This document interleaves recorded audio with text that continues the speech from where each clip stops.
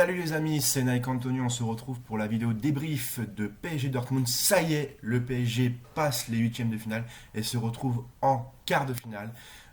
C'est magnifique, franchement je le dis, c'est magnifique. Oula, je me rends compte que je suis un peu mal coiffé. C'est magnifique, c'était une soirée exceptionnelle pour les supporters parisiens et le foot français, je trouve en général, parce que beaucoup de journalistes parlaient de la défaite de Paris, que ça allait être un moment dramatique pour les joueurs et tout, qu'il n'y a pas de public et tout ça. On en reviendra après. Mais vraiment, j'ai trouvé ça sensationnel, la communion des joueurs et du public. Surtout, les Ultras ont fait quelque chose d'extraordinaire pour moi avant le match. Voilà, même les joueurs, ils ont tellement été impressionnés de ce que j'ai entendu, ils sont allés carrément sur les vitres de leur car filmer les supporters tellement qu'ils étaient impressionnés par l'ambiance qu'il y avait malgré le huis clos, le dispositif de sécurité, parce que voilà, alors après on va en revenir, mais j'ai trouvé ça sensationnel. Donc c'est une super nouvelle pour le Paris Saint-Germain. Je pense qu'on va monter en échelon, ça va monter en expérience, mais on en reviendra un petit peu parce qu'il y a quand même du côté négatif. Donc dans le positif, que dire? Eh ben il n'y a pas grand-chose à dire dans le positif, à part une chose, on a été bon, on a été bon. Voilà, c'est juste ça. Tous les joueurs ont participé. Il y a qu'une donc, quand je dis qu'il n'y a pas grand-chose à dire, en fait il n'y a qu'une seule chose à dire, c'est qu'on a été bon. On a été bon plus en première mi-temps quand même qu'en deuxième. Parce que en première mi-temps, on a vraiment pressé. Pressé. On leur a pas laissé le temps de toucher le ballon. Ils ont pu que tirer de loin ou prendre de vitesse, mais très peu. C'est arrivé deux fois. Donc très peu. On a pressé, pressé. On a été très courageux. On a vraiment été en rythme. On a été à la guerre. Vraiment, c'était ça qu'on voulait. Et on aurait dû faire ça au match aller. Au match aller, on les a laissés jouer. Là, on leur a pas laissé le temps de toucher une balle. On était dans le rythme, on était au combat tel des boxeurs. Donc c'est très bien, c'est bon signe pour la suite. Il faudra voir bien sûr qui on va affronter en quart, même si déjà ça peut être intéressant parce qu'il y a déjà des gros qui sont tombés, notamment Liverpool hier, très choquant, hein, qui sont tombés dès les huitièmes de finale. On a Tottenham qui sont tombés, donc les deux finalistes de l'année dernière qui sont tombés. On a fait tomber Dortmund. Il y a Chelsea qui va probablement tomber. Il y a Valence qui est tombé. Donc, est-ce que le meilleur tirage quand même serait pas pour l'écart Leipzig ou Atalanta? Possible. Mais bon, avec l'histoire du coronavirus, l'Atalanta, ça serait peut-être pas top top. Enfin non, pardon. Oui, l'Atalanta, ça serait peut-être pas top top. Donc voilà. Mais bon, pour l'instant, ça serait très intéressant pour l'instant ces prochaines quarts de finale parce que il reste actuellement des matchs comme Bayern Chelsea. Bon, Bayern est en ballottage favorable, il laisse Lyon Juventus, mais vu que hier un joueur de la Juventus a été contrôlé positif au coronavirus, on ne sait pas ce que ça va donner. Qu'est-ce qu'il y a d'autre comme match? Barça Naples. Et il m'en manque un, je sais plus lequel, je vais vous le dire. Lequel il manque? Bah tiens, il m'en manque un, tiens, je l'avais hier. Et Manchester City, Real Madrid. Le fameux Manchester City, Real Madrid. Là aussi, on ne sait pas s'il va se jouer dès la semaine prochaine, parce que un basketteur du Real Madrid est contrôlé positif au coronavirus et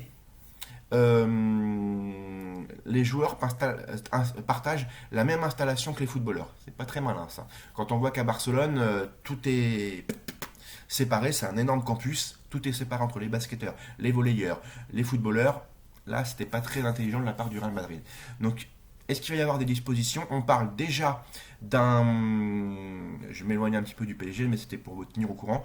On parle déjà d'un report, pas sûr, mais pas loin de l'Euro 2020 qui va se jouer en 2021. Donc ce sera l'Euro 2021. Comme ça, les championnats qui sont mis en quarantaine sous 14 jours, à savoir la Serie A, peut-être bientôt l'annulation complète de la Liga ou des reports ou très loin de la Liga. Donc ça va être très compliqué. Les matchs, par exemple, à enjeu, par exemple, l'UEFA ne veut pas que certains acteurs majeurs, donc des joueurs majeurs qui sont encore en lice pour la Ligue des Champions, n'aillent pas en sélection pour des matchs des matchs de préparation pour l'Euro.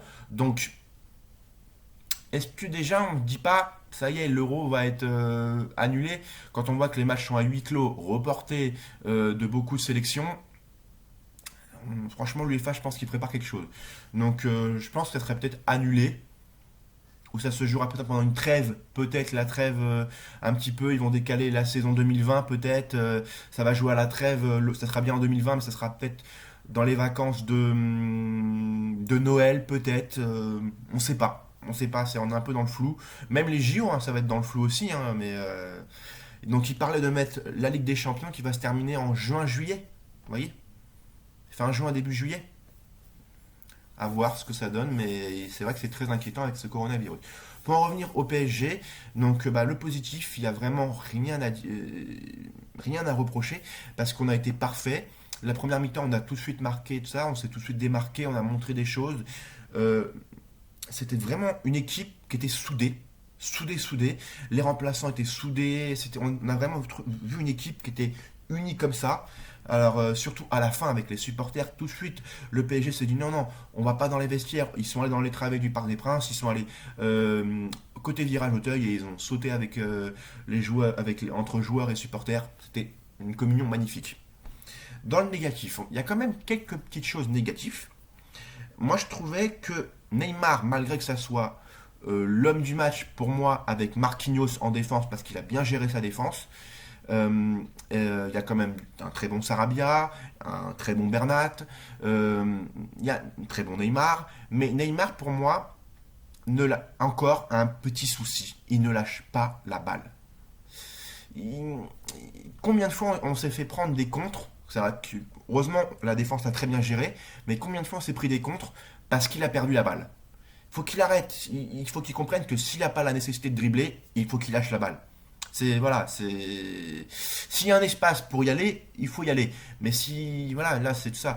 Et j'ai eu peur aussi qu'il s'en prenne un rouge aussi avec l'altercation avec Emre Can. Bon, voilà, Di Maria qui se lève du banc pour ça sert un peu à rien. Voilà, bon, il a voulu défendre son copain, très bien, mais il se prend un jaune bêtement encore. Voilà, c'est ça la mentalité du PSG. Il manque un petit peu de mental. Là, alors ils l'ont eu pendant le match, mais ils sont encore un peu trop excités, extravagants, et c'est un peu un problème. Donc ça, vous me direz ici s'il manque un petit peu de maîtrise de soi au Paris Saint-Germain. Voilà, ça vous me le direz dans un petit sondage en haut. Donc deuxièmement, les flops du match, il n'y en a pas beaucoup. Il n'y en a pas beaucoup, franchement, pour être honnête avec vous. Mis à part peut-être Cavani qui n'était pas dans le match. Là, il a une occasion. Il aurait pu la mettre, mais le gardien de Dortmund a été excellent avec un arrêt du pied. Et ensuite, les autres joueurs ont été plutôt pas mauvais. Après, moi je pense après que si on devait donner un flop, ce serait à Tourelle. Voilà, vous me le direz là-haut. D'ailleurs, si vous comprenez les choix de Tourelle, parce que faire entrer Mbappé, oui, mais pas à la place de Sarabia. Celui qu'il fallait faire sortir, c'est Cavani. Je le dis franchement. Sarabia, c'était passeur décisif, il était en grande forme. Il fallait faire sortir Cavani. Et pareil, il fait sortir Di Maria qui ressent des douleurs pour faire rentrer qui? Kurzawa à droite. Non, Draxler, non, on peut pas. C'est pas possible. Moi, je n'ai pas trop compris un petit peu ce choix. Donc, vous me direz encore là-haut si vous comprenez un petit peu les choix de Tourelle. Et c'est ça. Donc, maintenant, on parlait de beaucoup de choses. Est-ce que Tourelle va être sauvé, entre guillemets, d'une année supplémentaire au PSG grâce à sa qualification? Moi, je n'irai pas encore jusqu'à tout le monde. Tous les journalistes disent oui, il est sauvé. Parce que déjà la finale de la Coupe de la Ligue est reportée entre PSG et Lyon. Donc voilà, est-ce qu'elle va vraiment se jouer en plus, sachant que l'année prochaine la Coupe de la Ligue c'est au revoir. Donc ça va être la question des prochaines semaines, sur qui on va tomber aussi en quart. Si on passe pas en quart, alors qu'on aura fait un bon match et tout ça. Sachant que dans le vestiaire, c'est plus trop ça. La communion est plus trop là. Donc c'est un peu compliqué, je pense, pour Tourelle l'année prochaine. Même si on arrive jusqu'à... À part si on gagne la Ligue des Champions, là il restera. Là c'est sûr. Mais si on passe, si on ne va pas au moins jusqu'en demi, je pense que Tourelle sautera et que Allegri probablement arrivera. Vous me direz là-haut si pour vous, Tourelle, même si on est passé en quart de finale, enfin même si on est passé, si on a passé les huitièmes de finale et qu'on est qualifié pour les quarts, est sauvé ou pas. Moi je pense que pas du tout. Enfin, il n'est pas sauvé, il est pas sauvé. Parce que en Ligue 1, bon, même si on gagne, ça va. Il y a quand même ces choix qui sont un peu bizarres, qui ne plaisent pas du tout un petit peu aux joueurs. Il est plus respecté par les joueurs. Et voilà.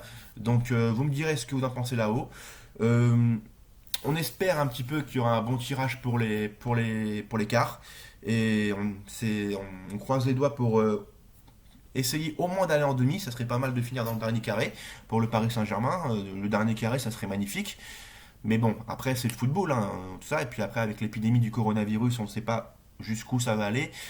Donc on espère que au moins la Ligue des Champions aille à son terme. Après les championnats c'est autre chose, mais au moins que la Ligue des Champions aille à son terme et que ça nous réserve encore de belles surprises parce que les deux finalistes ont été éliminés quand même. Donc c'est bon à savoir. Donc voilà, il reste des matchs maintenant. Il donne notamment le gros euh, euh, Real Madrid-Manchester City, même si Manchester City part drôlement favori.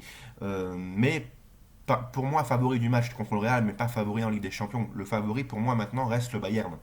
Donc voilà, le Bayern est favori. Après, ça se jouera à la loterie, hein, ça se jouera au football. Mais pour moi, le Bayern est pour moi le premier favori pour moi. Voilà. Vous me direz ce que vous en pensez là-haut. D'ailleurs, si pour vous, le Bayern est le grand maintenant favori de la Ligue des Champions. Oui ou non. Voilà. Ou s'il y a peut-être un autre. Voilà.